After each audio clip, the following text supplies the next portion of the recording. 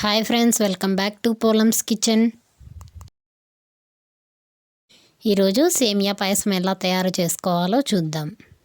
ముందుగా stove on చేసుకొని ఒక కడాయి పెట్టుకోవాలి. ఇందులో ఒక 2 స్పూన్ల నెయ్యి వేసుకోవాలి. నెయ్యి కొంచెం వేడెక్కిన తర్వాత ఇందులో కట్ చేసి పెట్టుకున్న ఒక 10 జీడిపప్పులు, అలానే ఇందులో కట్ చేసి పెట్టుకున్న ఒక 5-6 బాదం వేసుకొని మొత్తం అన్నీ బాగా ఫ్రై చేసుకోవాలి.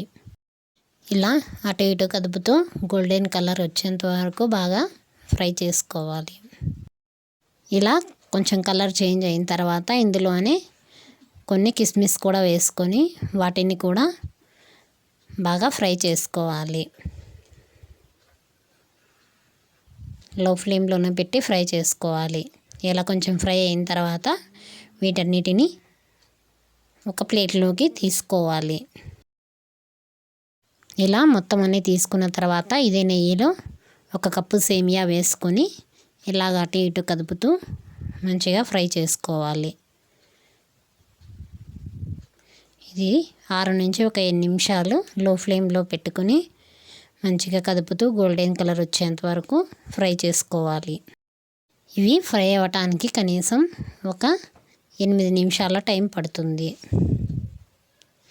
అటు ఇటు ఇలా స్లోగా కదుపుకుంటూ బాగా ఫ్రై చేసుకోవాలి.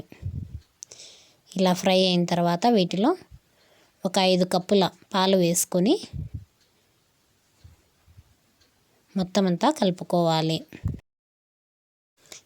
ఇలా మొత్తం అంతా ఒకసారి బాగా కలుపుకోవాలి.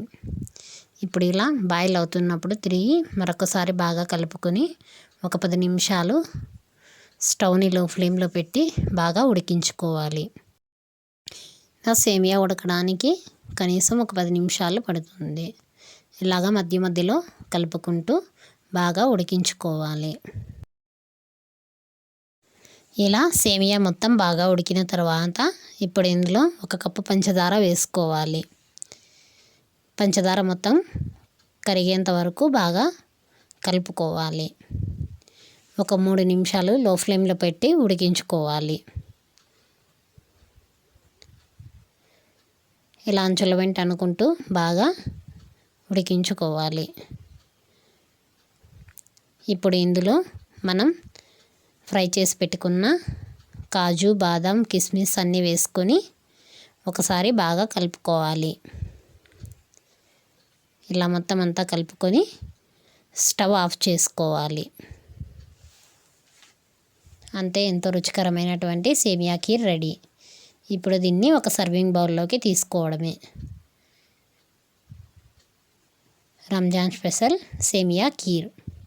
Thank you for watching friends. Please subscribe to my channel Polam's kitchen.